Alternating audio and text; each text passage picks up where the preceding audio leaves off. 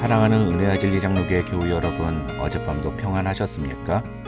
오늘도 우리를 사랑하시고 구원하신 하나님의 은혜를 힘입어 어떠한 고난 속에서도 기쁨을 잃지 않는 하루가 되시기를 주님의 이름으로 축원합니다. 오늘 새벽에 만나 본문은 창세기 24장 28절로 67절입니다. 그 중에 50절부터 67절까지를 제가 읽어드리겠습니다. 라반과 부두엘이 대답하여 이르되 이 일이 여호와께로 말미암았으니 우리는 가부를 말할 수 없노라. 리브가가 당신 앞에 있으니 데리고 가서 여호와의 명령대로 그를 당신의 주인의 아들의 아내가 되게 하라.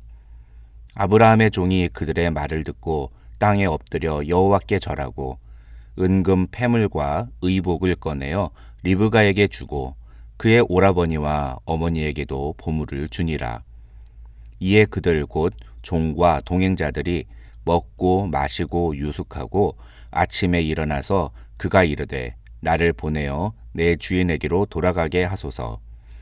리브가의 오라버니와 그의 어머니가 이르되 이 아이로 하여금 며칠 또는 열흘을 우리와 함께 머물게 하라. 그 후에 그가 갈 것이니라. 그 사람이 그들에게 이르되 나를 만류하지 마소서. 여호와께서 내게 형통한 길을 주셨으니 나를 보내어 내 주인에게로 돌아가게 하소서. 그들이 이르되 우리가 소녀를 불러 그에게 물으리라 하고 리브가를 불러 그에게 이르되 네가 이 사람과 함께 가려느냐? 그가 대답하되 가겠나이다. 그들이 그 누이 리브가와 그의 유모와 아브라함의 종과 그 동행자들을 보내며 리브가에게 축복하여 이르되 우리 누이여 너는 천만인의 어머니가 될지어다. 네 씨로 그 원수의 성문을 얻게 할지어다.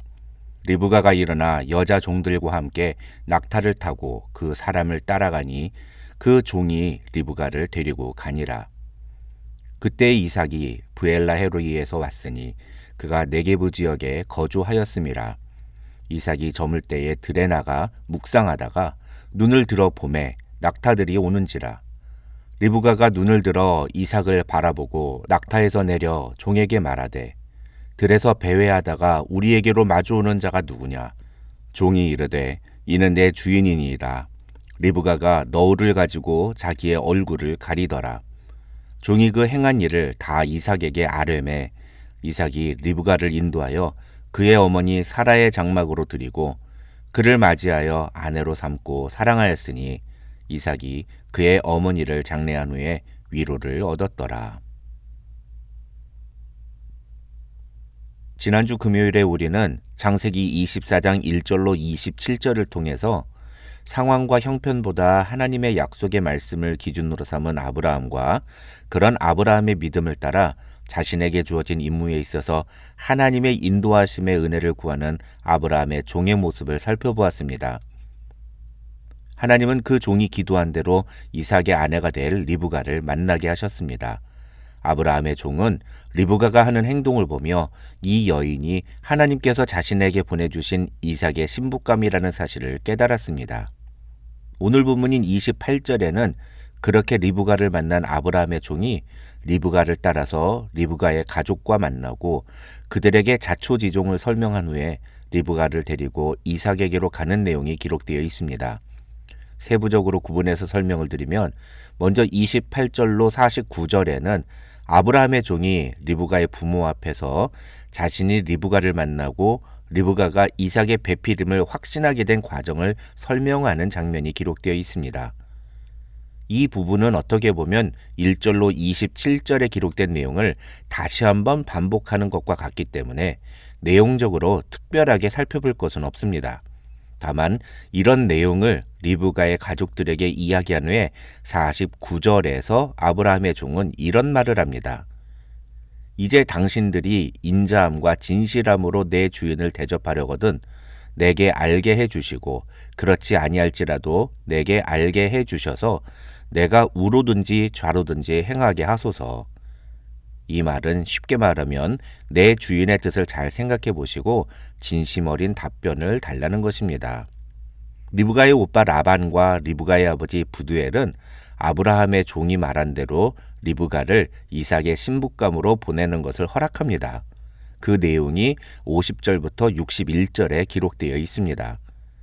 여기서 우리는 먼저 50절과 51절에서 라반과 부두엘이 이 일이 여호와께로 말미암았으니 여호와의 명령대로 리브가를 데려가라고 말하는 것에 주목할 필요가 있습니다. 어떤 사람은 이것은 라반과 부두엘도 하나님을 믿었다는 증거라고 말하는데 저는 그 말에 동의하기 어렵습니다. 왜냐하면 라반과 부두엘이 하나님을 믿는 사람이었다는 흔적이 성경 그 어디에도 나오지 않기 때문입니다. 오히려 이것은 거의 모든 사람들이 갖고 있는 종교심에서 비롯된 행동이라고 보는 것이 옳습니다. 쉽게 설명드리면 무당에게 점을 치는 사람들을 보면 그런 사람들도 무당이 지시하는 것 그대로 행동하는 것을 봅니다. 그래서 무당이 7월에는 물을 조심하라는 말을 하면 애들을 데리고 수영장에 가는 것도 하지 않습니다. 이처럼 귀신을 섬기는 사람들도 신의 뜻이라면 다들 굴복하는 습성이 있다는 것입니다. 하물며 아브라함의 종이 28절로 48절에서 자신이 어떻게 리브가를 만났는지를 설명하면서 이 모든 것이 하나님의 인도하심에 의한 것이라고 고백하는데 게다가 그 사람이 자신의 친척이자 타지에서 부자가 된 아브라함의 종인데 그런 집안에 딸을 시집보내는 것이 나쁜 일은 아니라고 판단했을 것입니다. 그에 반해 진짜 중요한 것은 55절로 61절에 나오는 리브가의 태도입니다. 리브가를 데리고 가는 것에 허락을 받은 아브라함의 종은 하루라도 빨리 주인에게 돌아가려고 합니다. 그러나 리브가의 오빠 라반과 리브가의 어머니는 아브라함의 종을 만류하면서 한 열흘 정도만이라도 리브가랑 좀 더 같이 있게 해달라고 요청합니다. 갑자기 찾아온 사람이 사랑하는 여동생과 딸을 데리고 가겠다고 하니 가족의 입장에서는 당연히 할 수 있는 요청입니다. 그러나 아브라함의 종은 그런 라반과 리브가의 어머니의 요청을 거절하고 바로 가겠다고 대답합니다. 그래서 리브가의 가족들은 리브가에게 의견을 물어보는데 뜻밖에도 리브가도 바로 가겠다고 대답합니다. 학자들은 이런 리브가의 모습을 하나님의 뜻에 대해 즉각적으로 순종하는 자세라고 설명합니다. 그리고 이런 리브가의 모습을 아브라함이 갈대아 우르를 떠날 때와 비슷한 모습이라고 설명합니다. 심지어 리브가의 가족은 그렇게 가족과 헤어지는 리브가에게 천만인의 어머니가 될지어다 네 씨로 그 원수의 성문을 얻게 할지어다 라고 축복하는데 학자들은 이 축복은 하나님이 아브라함에게 말씀하셨던 것과 같은 축복이라고 설명합니다. 무슨 말입니까? 겉으로 보기에는 하나님의 뜻을 거론하며 하나님의 명령대로 하라고 말하지만 사실 라반과 부두엘은 진짜로 하나님의 뜻에 순종하기를 주저하는, 그래서 인간적인 아쉬움에 리브가와 며칠만이라도 더 있으려고 애를 써보는 모습을 보여주지만 그에 반해서 리브가는 자신에게 갑자기 주어진 결정의 순간에도 주저하지 않고 하나님의 뜻대로 행동하기로 결단하는 모습을 보여주었다는 것입니다. 그리고 그 결단을 통해 리브가는 그 가족들의 축복대로 천만인의 어머니가 되며 축복의 통로가 되었다는 것입니다. 사랑하는 은혜와 진리 장로교회 교우 여러분, 저와 여러분도 이런 축복의 주인공들이 되시기를 주님의 이름으로 축원합니다. 그러기 위해 우리에게 필요한 것이 있다면 그것은 하나님의 뜻대로 즉시 순종하겠다는 믿음의 결단입니다. 사랑하는 여동생 그리고 딸과 조금이라도 더 있고 싶은 마음은 결코 잘못된 것이라 볼 수 없습니다. 그러나 어찌됐건 그것은 인간적인 감정이 하나님의 뜻보다 더 우선시되는 순간입니다. 리브가는 그런 상황 속에서도 단호히 하나님의 뜻에 순종하겠다는 결단을 보여줌으로써 하나님의 축복을 선택한 것입니다. 리브가의 선택은 두 가지 면에서 매우 특별한 것이라고 할 수 있습니다. 첫째로 그것은 이제까지 자신에게 익숙했던 것들과의 단절을 의미하기 때문입니다. 사랑하는 가족과의 삶을 떠나 낯선 길을 간다는 것은 분명 누군가에게나 두려운 일이기 때문입니다. 둘째로 그것은 보지 못한 것을 선택한 것이었기 때문에 특별한 것이라 할 수 있습니다. 이삭이 얼마나 잘생겼는지, 그가 얼마나 괜찮은 사람인지에 대해서 리브가는 아는 바가 전혀 없었습니다. 실제로 이삭은 나이가 40이나 된 노총각이었던 데 반해 리브가는 10대 초반에서 20대 초반 사이였을 것이라고 학자들은 추정합니다. 어쨌든 이삭과 리브가의 나이 차이는 아브라함과 사라의 나이 차이보다도 훨씬 더 많이 납니다. 그렇다면 그런 리브가가 이삭을 처음 봤을 때 어떤 마음이 들었을까요? 조금 당황하지는 않았을까요? 하지만 62절로 67절에 기록된 이삭과 리브가가 처음 만나는 장면을 보면 리브가는 그런 상황을 기꺼이 받아들이고 능동적으로 대처하는 모습을 보여줍니다. 그런 내용을 짐작하게 하는 힌트가 바로 64절입니다.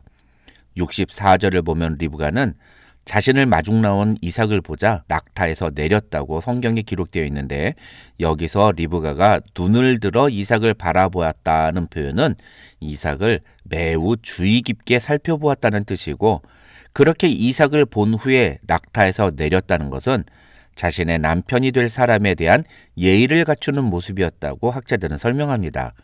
다시 말해서 이러한 리브가의 모습은 하나님께서 자신의 남편으로 정하신 사람을 만나는 상황에서 결코 수동적이거나 어쩔 수 없이 하는 식의 태도는 아니었다는 것입니다. 67절을 보시면 이삭은 리브가를 그의 어머니 사라의 장막으로 들이고 그를 맞이하여 아내로 삼고 사랑하였으니 이삭이 그의 어머니를 장례한 후에 위로를 얻었다고 성경은 말합니다. 어머니가 돌아가시고 난 후에도 이삭은 3년이나 어머니를 애도하며 시간을 보냈습니다. 하나님은 그런 이삭에게 아내 리브가를 허락하심으로써 그를 위로하셨습니다. 오늘 말씀을 통해 우리는 하나님의 뜻에 단호하게 그리고 즉각적으로 순종하는 리브가의 모습을 통해서 우리의 모습을 돌아보았으면 좋겠습니다. 리브가는 하나님이 계획하시고 섭리하신 일에 대하여 즉각적으로 순종하는 결단을 보여주었습니다. 그것을 통해 리브가는 하나님께서 아브라함에게 약속하신 축복을 계승하는 또 다른 주인공이 될 수 있었습니다.